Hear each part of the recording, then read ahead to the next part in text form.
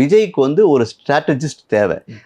இன்னொரு வகையில் பார்த்தா அவர் டெல்லியிலையும் வந்து அவருடைய கான்டாக்ட் வந்து ரொம்ப அதிகம். பிரசாந்த் கிஷோரையும் திமுகவும் இணைச்சதே கூட ஆதவ் அர்ஜுனா தான் அப்படி சொல்கிறேன். அந்த அளவுக்கு அவருக்கு டெல்லியிலையும் கான்டாக்ட் இருக்குது. அப்படி இருக்கும் ஒரு கட்சி நடத்தணும் போது 1 2ஆம் கட்ட தலைவர் தேவை, 2 வந்து ஒரு ஸ்ட்ராட்டஜிஸ்ட் தேவை, 3 வந்து டெல்லியில் நிறைய செல்வாக்கு இருக்கிற பல பேரை தெரிஞ்ச ஒரு தலைவர். இந்த 3மே ஒன்றா வந்து இவர் கிடைச்சிருக்கார். இதெல்லாம் வந்து விஜய்க்கான ஒரு லாபமாக பார்க்குறேன். அதே நேரத்தில் ஆதவ் அர்ஜுனாவுக்கும் லாபம் தான். ஏன்னா ஆதவ் அர்ஜுனாவை பொறுத்த வரைக்கும் மற்ற எந்த கட்சியில் போனாலும் வந்து இங்கே கிடைக்கிற முக்கியத்துவம் கிடைக்குமா அப்படின்னு தெரியாது. ஏன்னா அதிமுக, பாஜக அப்படி எல்லா கட்சிகளையுமே இந்த பல தலைவர்கள் வந்து போட்டிக்காக இருக்காங்க. அவங்களெல்லாம் மீறி இவருக்கு ஒரு லைம் லைட் கிடைக்குமா அப்படின்னு தெரியாது.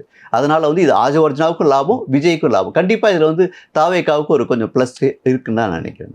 தமிழக வெற்றி கழகத்தில் விஜய்க்கு அடுத்ததாக அறியப்பட்ட முகங்கிறது பிஸி ஆனது தான் வந்து எல்லா இடங்கள்லையும் அவர் தான் ப்ரெஸ்ஸவும் கூட மீட் பண்ணுறாரு வந்து.